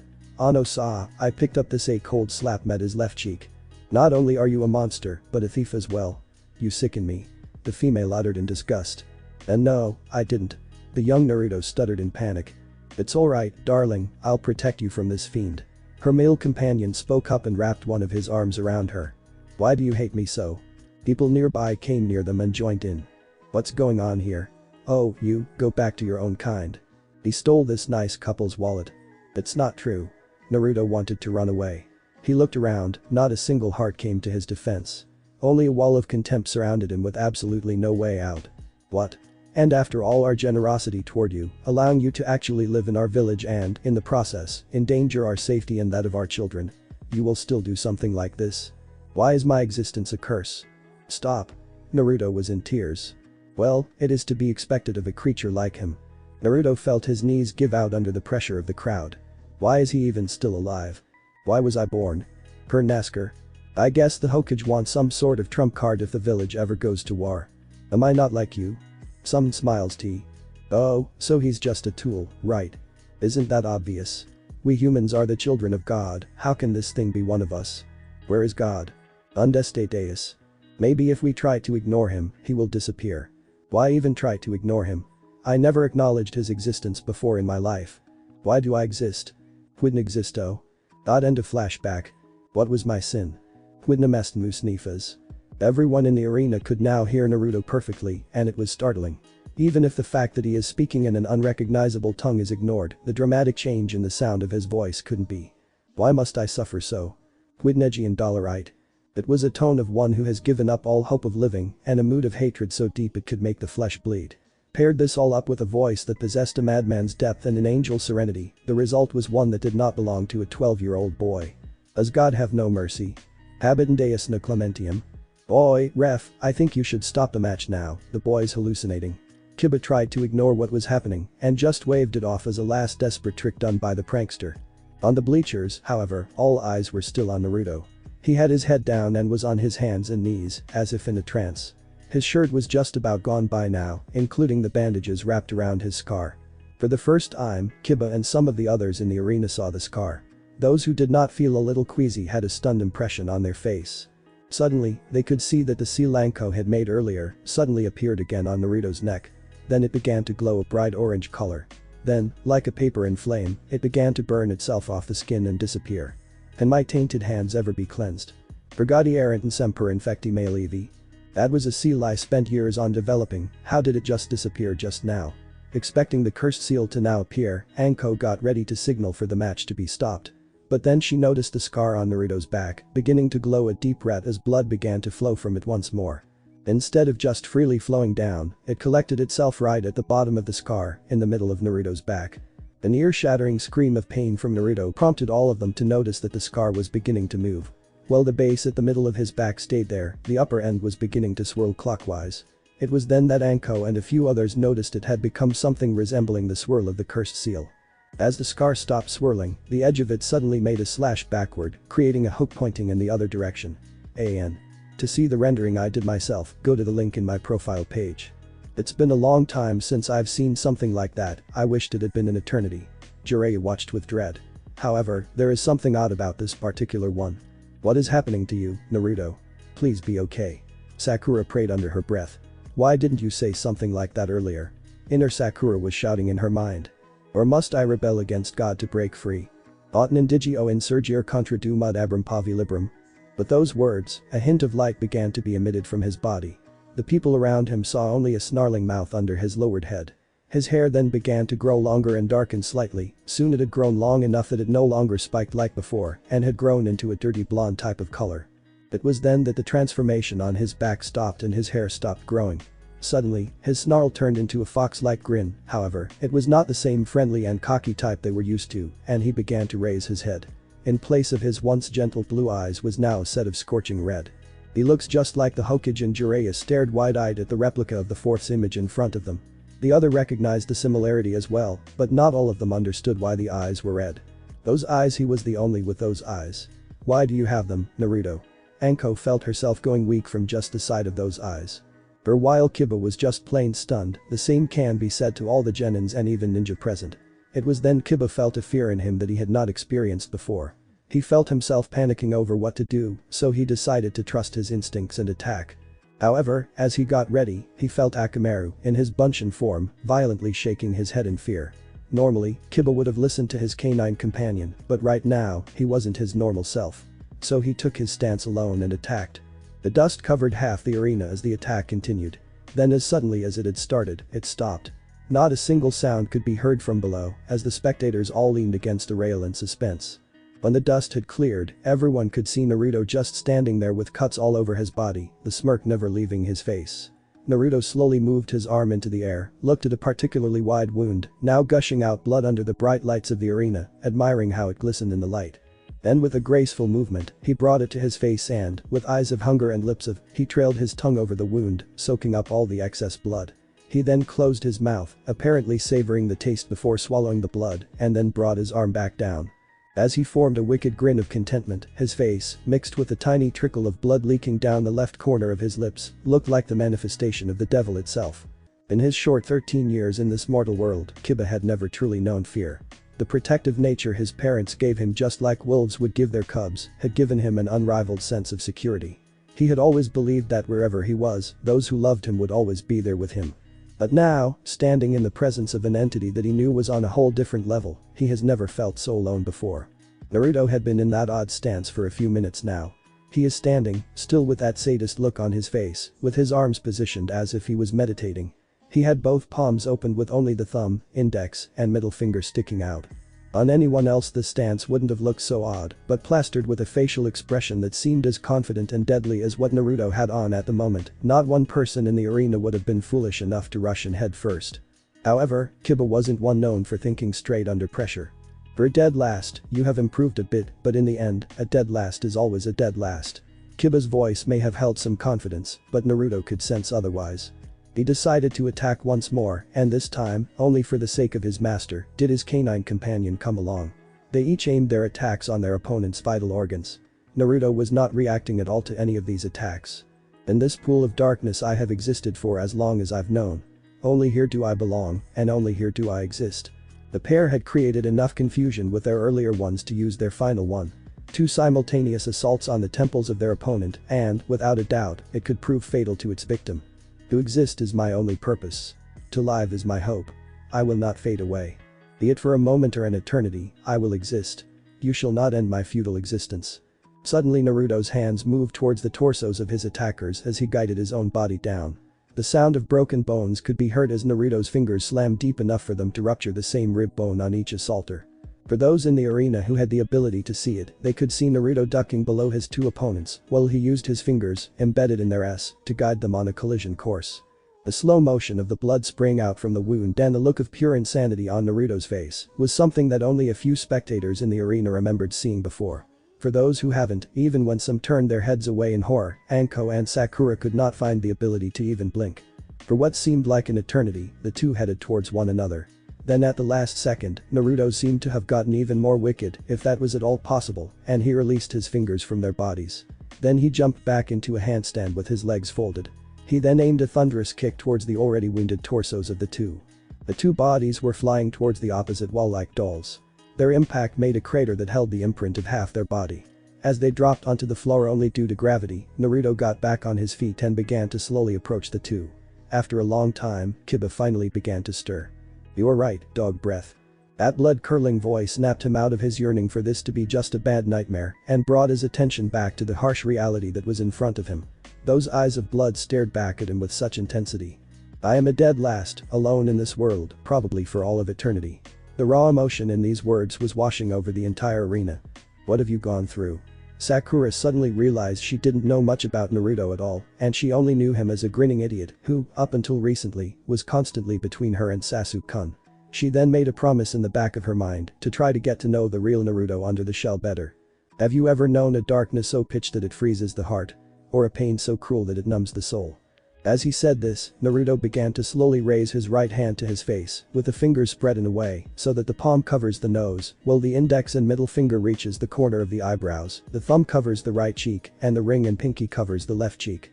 The result was a look of pure insanity. What has happened to you, Naruto? Both Anko and Sakura wondered with dread.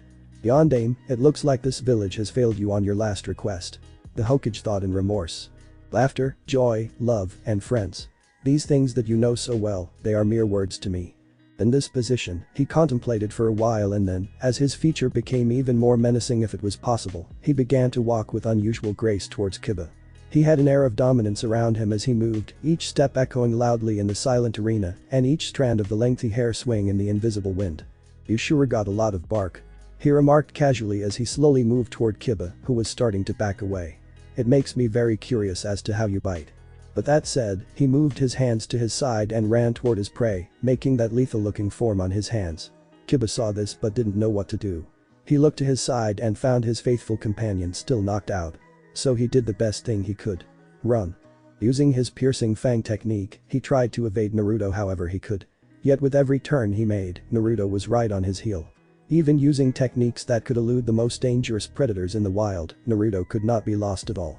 It was as if he was something on a different level now, beyond the laws of nature.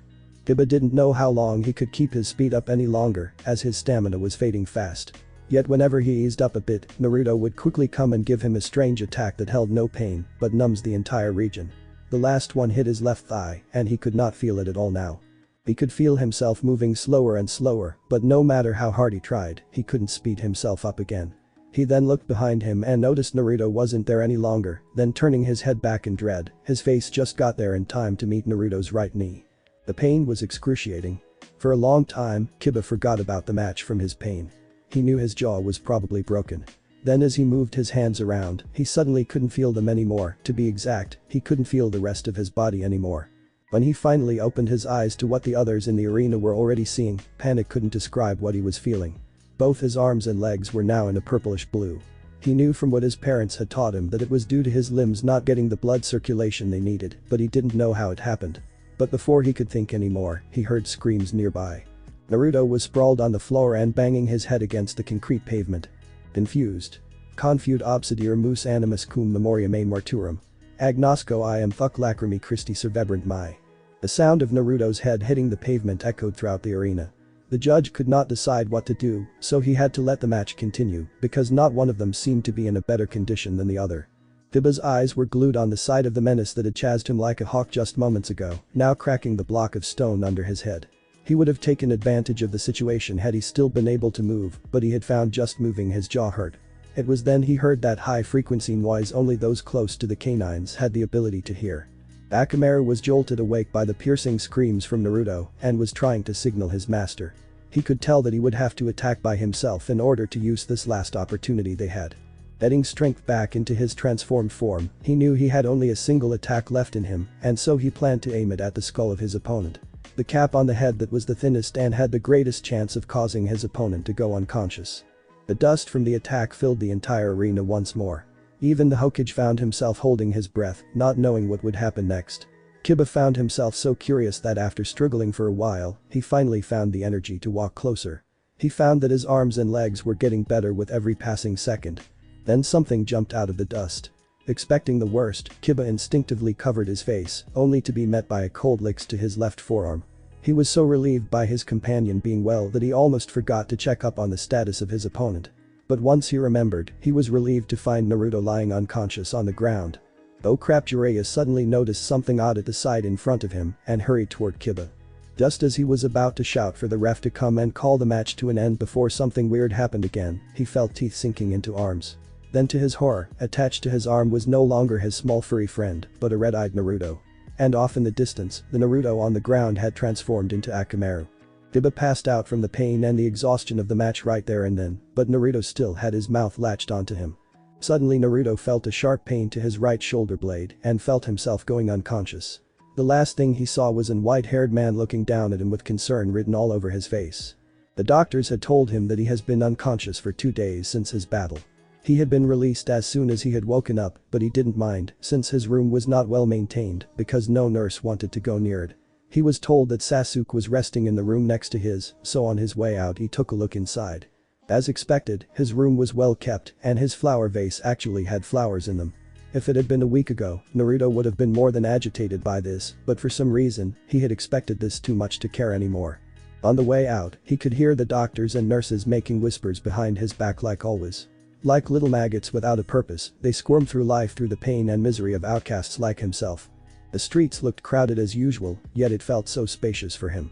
It took Naruto a while to discover there was a gap forming around him. It was then that he felt that feeling again. That oppressive air that threatened to engulf from all sides and suffocate him out of existence. The states had gotten colder, the contempt worsened, the hatred more unfounded, and the fear more revolting. A dark cloud was brooding in Naruto's mind as he could feel his normally carefree mind boil with hatred for these creatures infested the home he loved so much for so long unconditionally. Just as this familiar hatred began to corrode his mind once again. "Hey there, Naruto." A sudden chirpy voice startled Naruto. It was not what he was expecting. He thought he would be hearing another one of those loud and dark whispers purposely made for him to bear witness to. Yet instead it was a familiar feminine voice with no trace of resentment or bitterness. To Naruto it was like an angel's voice reaching down from heaven to his little pit of hell. He turned around, wondering whether it's all nothing more than a figment of his imagination. Madarashi Anko wanted to spend more time with this boy that had caught her attention so completely. She had noticed a circle of disdain forming around the boy and she thought she could help cheer him up. But as she saw the sea of pain in his eyes, she gasped in awe at their depth. Never had she seen eyes so innocent, so pure, and so hurt. It was the unquestionably natural combination of the contradiction between beauty and pain. She had to recover herself as she felt him looking after her long moment of silence. "Hey, Naruto, it's great to see you finally back on your feet once more. So where are you going?" She regretted her words as soon as they had left her mouth as she saw the look of loneliness on the young boy's face. "Oh, Naruto, I have great news for you. A new raiment shop just opened up, showcasing an unbelievably exotic selection of raiment from places far away. You want to go with me to try some?" She was confident this would cheer him up more than anything, but she was left dumbfounded when she heard his answer. "Gomen, I'm not feeling that great today, not hungry, maybe some other time." Just as he was about to walk away, she grabbed onto him with one last try. "Naruto, there's actually something very important I have to tell you," she said with a completely serious face. This caught his attention, so he turned around and looked at her with worry and anxiety. She sighed and said, "Orange is not your color, Naruto. Truth be told, when I first saw you, I thought you were gay." "What?" "Well, I saw you arguing with Sasuke all the time, and I thought it was something of a lover's quarrel." Naruto's jaw could be heard dropping to the floor. It took him a moment to collect himself enough to actually think of something. "Are you serious? Why would you think that?" Anko couldn't keep her face calm anymore and broke up into a fit of laughter. She didn't know why, but she loved teasing the boy, it really made her day. Okay. I was just teasing you about the gay thing, but I am serious when I say you need some new clothes, especially of a new style." Naruto became a little worried about this. "I don't know. I'm not sure I can afford it on a genin salary." Anko's face softened at this, thought for a moment, and cheerfully said, "How about this? I'll let you earn that money off of me. I usually work as an examiner for either the Chunin or Jonin examination, and I need an assistant to help me grade the papers. So what do you say? You get to earn the money to buy some new clothes, maybe to impress that pink-haired girl," she added with a smirk. "And you get to spend time with a beautiful woman like me," she finished with a big smile. This had Naruto thinking. He couldn't think of any downsides to this, so he agreed. "Okay, so we start after the Chunin exam?" "Sure, but first we need to get you a new pair of clothes. You can earn the money to repay me later on." The two walked through the streets to the shopping area of the village. The stares and glares they received from the others made Naruto feel really uneasy. Anko realized this but couldn't really do anything except put one of her hands down on Naruto's shoulder as a sign of support. If Naruto didn't have his head down, Anko would have spotted the blush spreading across the boy's face. They stopped in front of a small store. Naruto didn't really understand why she had picked this particular one, and the confusion showed on his face. Anko noticed this and replied softly, "I have been to this store before, it holds a special memory for me. They have some great stuff here." Naruto, even as dense as he may be sometimes, was able to notice the tone in her voice, but decided to leave it alone for now. They went inside and started browsing. Well, Anko did anyway. Naruto didn't quite know what to do. He just stood there and looked around, afraid to really touch anything. On the far side of the store, he could see a mother and son picking out clothes for a new semester at the academy. The boy apparently didn't like shopping and was begging his mom to finish quickly so he could go and play with his friends. The sight was so comical to Naruto that he could almost laugh in self-pity. There was nothing in this scene that he could relate to. If it weren't for the fact that he lived in it every single moment of his life and simply adapted to it out of an instinct for survival, he would have broken down completely at the sight. Anko was busy looking through the cloth for the one she had in mind. That boy looked so much like him. I think dark colors would do wonders for him, especially his sun-tanned skin, blonde hair, and blue eyes. Let's see, he needs a new pair of pants and maybe a new jacket. She thought excitedly. It's been a long time since I've bought anyone anything, it's just as fun as it was back then.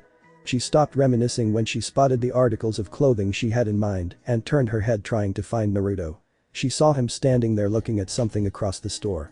Curiosity got the best of her as she sneaked behind him and looked at what he was staring at. She could feel her heart cringe a little for the boy. She was never really good with kids, so she tried a creative approach to cheer him up. Well, it worked before. She leaned toward the side of his and blew in his ear and said in a seductive voice, "What were you looking at?" The look on Naruto's face was priceless. With his golden hair, his head looked like a new species of tomato. But most important of all, she was glad Naruto seemed to have forgotten about the depressing sight. "Naruto, you really space out too much, it's not a good trait for a ninja. Here, try this on." It was a pair of black khakis pants, a pair of black jeans, a pair of leather pants, combined with some dark shirts. Naruto was so excited at the prospect of trying clothes that someone else actually took the effort of picking out for him that he even forgot to even say thank you, but the look of pure glee on his face was enough to satisfy Anko. He walked toward the changing room, but then remembered something and came back. "Here, can you hold on to this for me? It's supposed to be a family heirloom." Anko just nodded and Naruto went back. 2 minutes went by, then 5 minutes, still no response from Naruto. Anko was getting frustrated by how she had to wait for the kid. She then felt the necklace in her right hand and brought it out in front of her. On a closer look, it was really more of a choker than a necklace. It was a really exquisite piece of craftsmanship. It was a blue-silver cross held together by 2 loops of links resembling 2 chains that goes tightly around the neck. On the cross was not a figure of Jesus Christ but that of an angel. It was then that Anko figured out where she had seen it before. It had been so long since I've seen it last. So fate decided to show it to me again, huh? Anko smirked sadly, but then it came to her. How did Naruto get this? He didn't have any children, did he? Yet Naruto looks just like him. Naruto meanwhile had been examining the scar on his back by using the wall-to-wall mirrors in the dressing room. Though it did not physically hurt when he touched it, he felt a wave of sadness wipe over his mind when his finger lingered across it. But he decided to brush it all aside for now and finish trying on his new clothes. He then came out of the dressing room and noticed Anko staring at the heirloom he gave her. When he got next to her and was about to say something, she got to it first. "Where did you get it?" Naruto really had no answer for this, so he simply told her what the Hokage told him. "Well, according to the Hokage-sama, this is one of the heirlooms my parents left for me before they died. You can have it if you want, it really has no meaning to me. Except a life of empty promises and broken dreams," Naruto added silently. Oh, Anko didn't really know what to say, but she decided she must ask the Hokage about this later, as she, of all people, deserved to know. "It's very nice jewelry. You should have it on, maybe it'll help protect you." Though Naruto was doubtful and didn't really want to carry a reminder of the what-ifs, he relented and put it on. At first it seemed to be a little bigger than Naruto's neck to really be a choker for him. As he got it around his neck and down, it mysteriously fitted itself perfectly on his neck. Just as Naruto was able to ask her about why she was curious about his heirloom, Anko took notice of Naruto's new look. A simple back long sleeve shirt that hugged his skin and black jeans. It was a definite improvement over his old attire. He can no longer be mistaken for a colorblind ninja kid with no fashion taste now. Anko was so happy over this new look that she decided to buy all those new clothes that Naruto tried on, as they all looked just as good, if not better, on him. Just as she was able to ask him whether he wanted to go and try out the new raiment place now. Appeared before them. "The Hokage-sama requests your presence immediately." "Okay, I'll be there in." The Hokage explicitly said so immediately. He repeated in a deadly tone.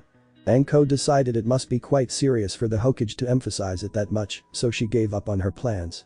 She turned to Naruto, who had his normal curious and confused face. Sorry kid, I gotta go now.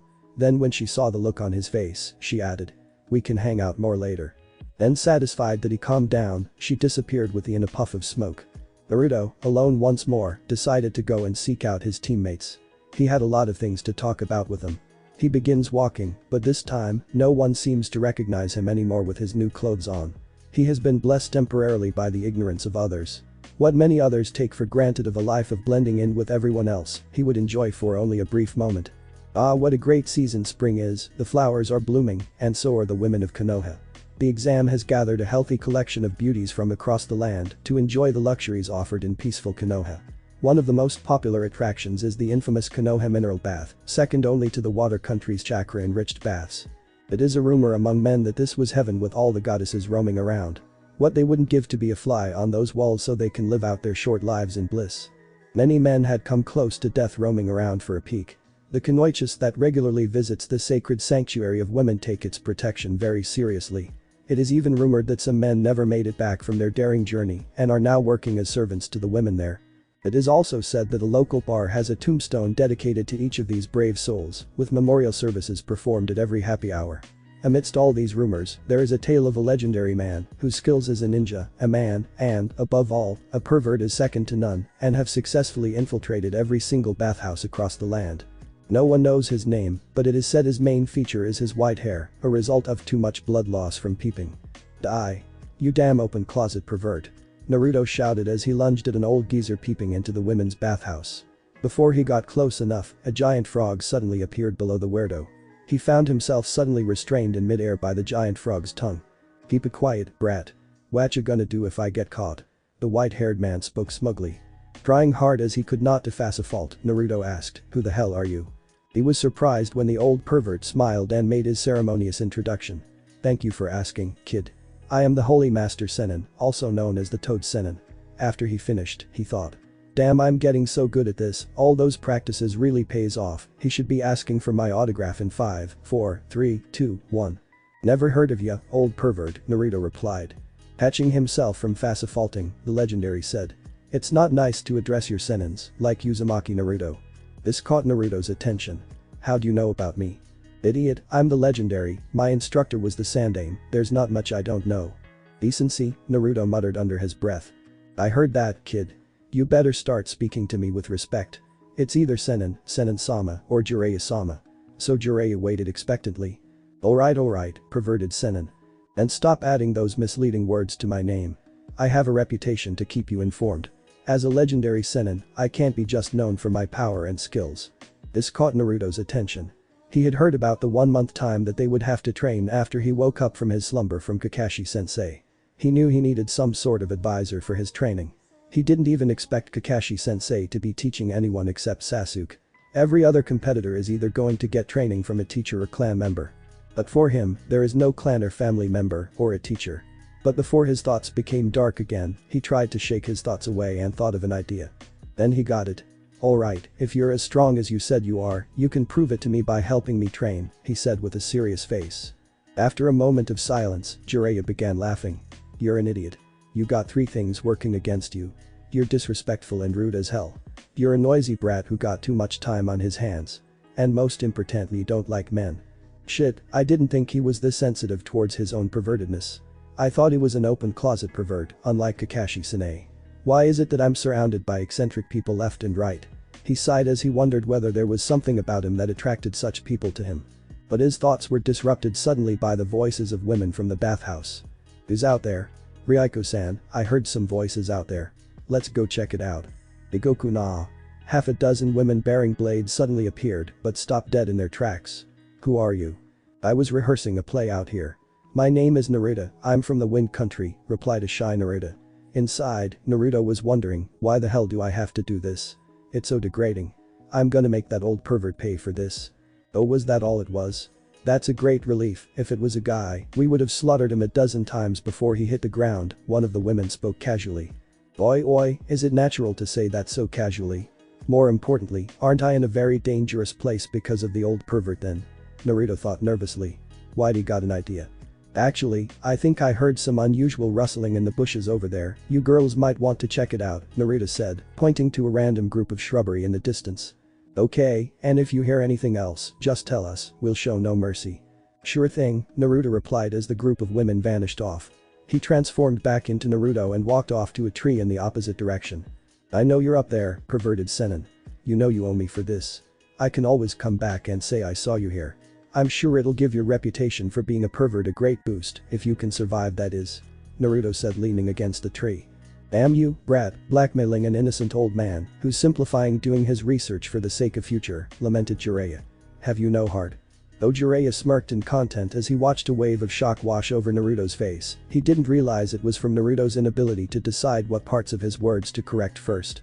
You're fooling no one. How dumb do you think I am? Don't answer that.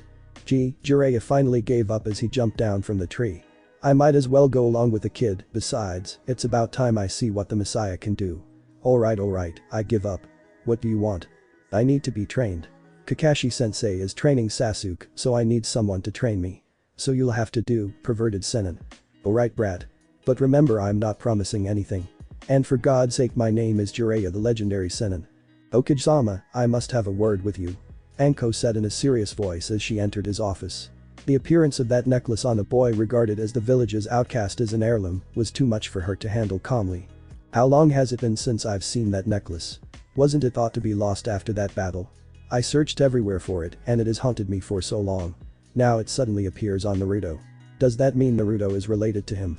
But that's not possible, right?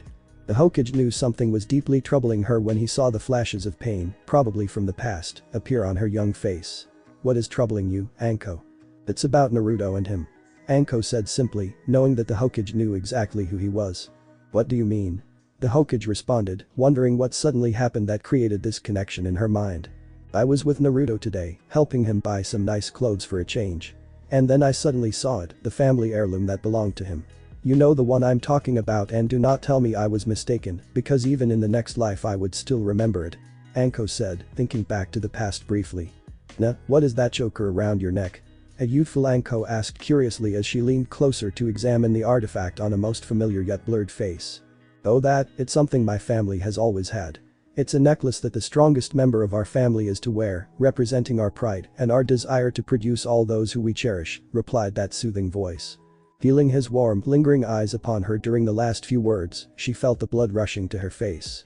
But, knowing it was impossible to hide or resist, she decided to try asking something she has wanted to for the longest time, and one of those people. Even though she could feel a smirk rising from his face, she still braced herself for his reply. Always. I can't know yet. As she was brought back by the sound of the Hokage-sama's voice, she could feel a drop of tear moving down from the corner of her eyes. Though she hastened to wipe evidence of it away, the Hokage noticed it all too well. Sighing in powerlessness over the past, the Hokage continued, I'm sorry, my dear, but I can't tell you these things, they are classified in the highest level both by me and the entire village council. And I'm afraid I have to forbid you to do any investigation on your own. You have to trust me when I say this, it's for your own good. Knowing there isn't much for her to do, she resigned herself with a nod and retreated away, knowing those dreams will come back again now. Hundreds and hundreds, all at so many different places, but all so in common in one way, he was always there. Why is that boy having so much trouble at such an easy task as walking over water? He can't lack talent by that much, can he? There is something very odd in his chakra, I better have a look. Jiraiya decided after 3 hours of fruitless training. Oi, Naruto, come over here for a second. Eh? Why? Naruto asked as he stopped his practice and walked over to Jiraiya. Lift up your shirt, Jiraiya commanded with a straight face. Putting one hand under his chin, he began his examination of the seals on Naruto's stomach. The Kyuubi seal that was made to allow the boy and the Kyuubi to mix their chakra has been covered over. This rough-looking 5-part seal has stopped them from being able to mix together, but its effect is odd. A few minutes ago, I could feel a chakra, but it wasn't Naruto's, and it's different from the ones the normal Kyuubi gives off. The original seal was made not only to allow the boy to use some of the Kyuubi's chakra, but also prevent the buildup of the Kyuubi's chakra. It seems this damn seal caused some sort of leak to occur, maybe that's why it's such an odd scent, this is gonna be troublesome. But there is something odd about this leak, it doesn't seem to be contained, yet it just won't burst out. I better remove this seal and add in something to make sure a real rupture won't occur. Jiraiya finally decided. Hey, Naruto, raise your hands like this, Banzai. Forming a 5-part seal on his right hand and a 4-part seal on his left hand, just as Naruto innocently raised his hands, he slammed the right then the left in quick succession into Naruto's stomach.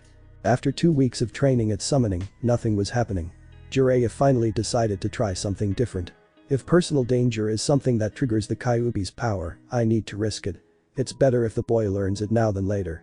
Walking over to a physically exhausted Naruto, he picked him up and began walking to a nearby canyon. How light his body is, yet burdened with something so great and painful. He thought as he walked. When Naruto opened his eyes, he saw Jiraiya in front of him. Just as he thought he heard it, he felt himself being pushed. Suddenly, as he felt his heart rising out of his, he turned his eyes and was stunned by his fall into the pitch-black canyon. As he tried again and again to use a means to stop or at least slow down, he began to panic. I'm going to die. I'm going to die. Why must I suddenly die now? I don't want to die. In the blink of an eye, he found himself on solid ground again. It was a familiar-looking tunnel, but something was different. Walking in the dark tunnel, knee-deep in a reddish liquid, he came up to a dead end. In front of him was a large gate, scribed with the word yawn, and behind were 2 pairs of eyes. A pair of contempt and power, burning in with an orange aura that resembled the fiery sun. Another pair was there, it was smaller, tinged with a violet innocence that's contrasted by the unspeakable sadness of bloody tears. On the edge of the ridge, Jiraiya sat there waiting for some sign that pointed towards the awakening of the boy. Jiraiya narrowed his eyes as he sensed a powerful presence appear behind him. However, as soon as he realized who it was, he smiled inwardly. So how are you doing, old man? He asked the figure behind him. The Hokage smiled at his old pupil and replied, I've seen better days. But then as he fixed his sight back on the dark canyon, he became serious once more. So how is he doing?